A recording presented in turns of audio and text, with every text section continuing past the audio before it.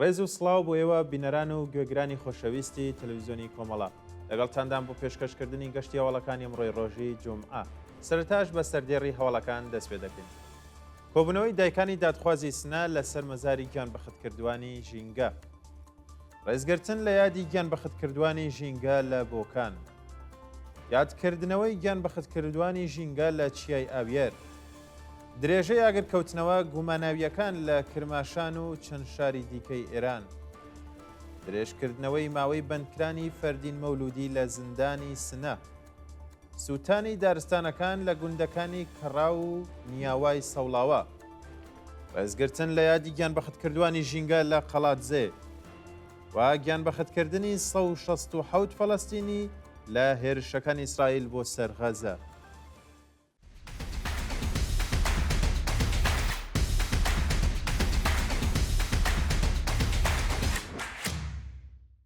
کۆبوونەوەی دایکانی دادخوازی سنە لەسەر مەزاری گیانبەختکردوانی ژینگە.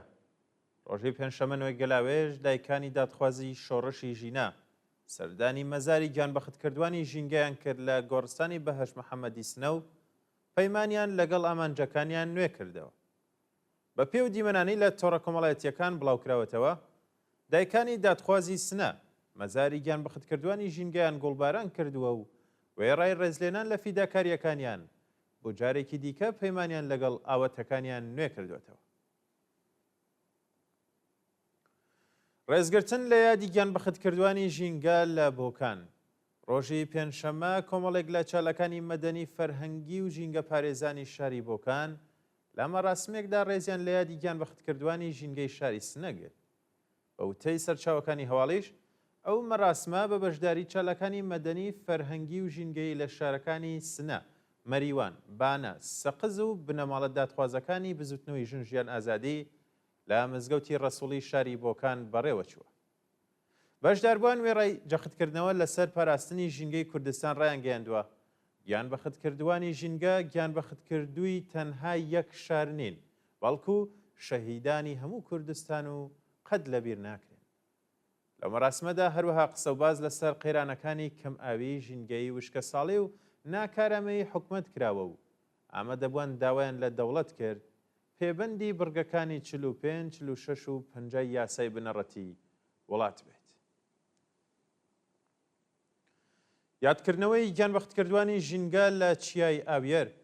کۆمەڵێک لە چالەکانی مەدەنی شاری سنە ڕۆژی ڕابردوو بەسەر چیای ئاویێردا سەرکەوتن و لە مەراسمێکیشدا ڕێزیان لە یادی چیەکۆ یوسفی نژاد، حەمید مرادی و خەبات ئەمینی گرت.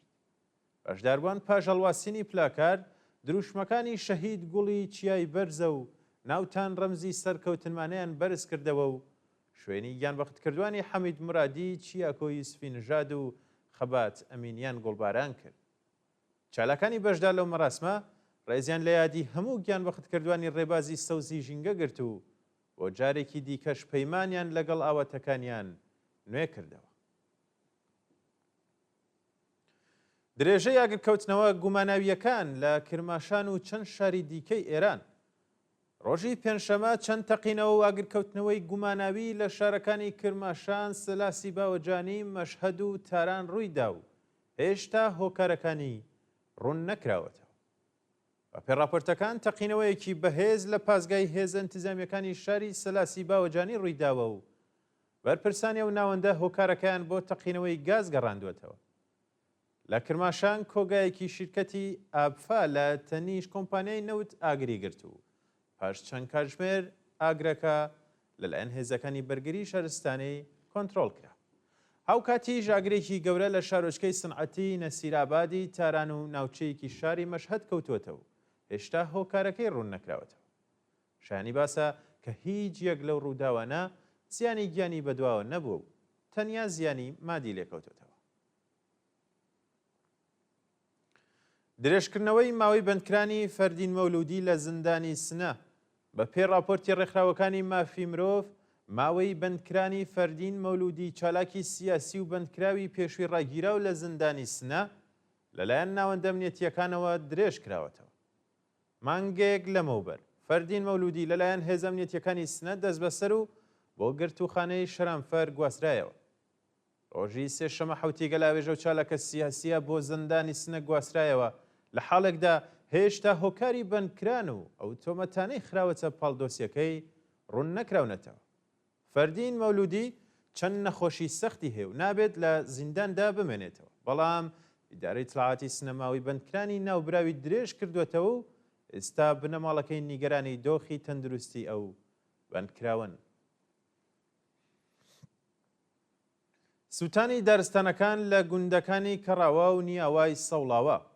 ڕۆژی پێنجشەمە ئەگەلە دارستانەکانی کەڕاوە و نیاوای سەوڵاوە کەوتەوە و پاش 5 سعات دواتر بە هەوڵ و تێکۆشان لەلایەن ژینگە دۆستان و خەڵکی خۆبەخشەوە کۆنتڕۆڵ کرا. بەوتەی چالەکانی مەدەنی مەریوان زیاتر لە 30 هێکتا لە دارستانەکانی سەوڵاوە لە ئاگردا سوتاوە و زیانێکی زۆر بە ژینگە و سروشتیە و شارستانە گەیشتووە.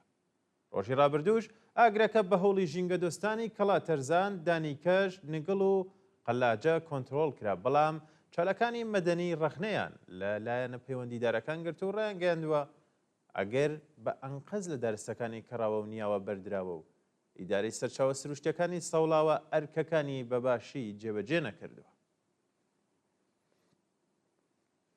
ڕێزگرتن لە یادی گیان بەختکردوانی ژینگە لە قەڵاتزێ. ڕۆژی پێنجشەمە کۆمەڵێک لە چالەکانی مەدەنی و ژینگەی قەڵاتزێ لە هەرێمی کوردستان مەراسمێکیان بۆ ڕێزلێنان لە یادی چیاکۆ یوسفی نژاد، حەمید مرادی و خەبات ئەمینی بەڕێوە برد. ڕۆژی ڕابردوو بە سەرپەرشتی گروپە شەخەوانیەکانی پشدەر و ڕێکخراوی ژینگەی ئاوەدانکردنەوەی کوردستان لە ناو پارکی شاری قەڵاتزێ لە ئیداری ڕاپەڕین مەراسمێک بۆ ڕێزلێنان لە یادی سێ گیان بەختکردووی ڕێبازی سەوزی ژینگە بەڕێوە چوو. ئەمە دەبوان بە دانانی وێنەی ئەو سێ گیان بەختکردووە و گوڵبارانکردنی وێنەکانیان ڕێزیان لە یاد و فیداکاریەکانیان گرتووە.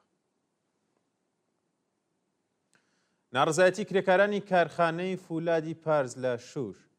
کرێکارانی شاخڵ لە کارخانەی فولادی پارز لە شارستانی شوور ڕۆژەی پێنجشەمە بۆ جارێکی دیکە لە ئازدۆخی خراپی پیشەی و معیشەتی ناڕزایەتیان دەربڕ.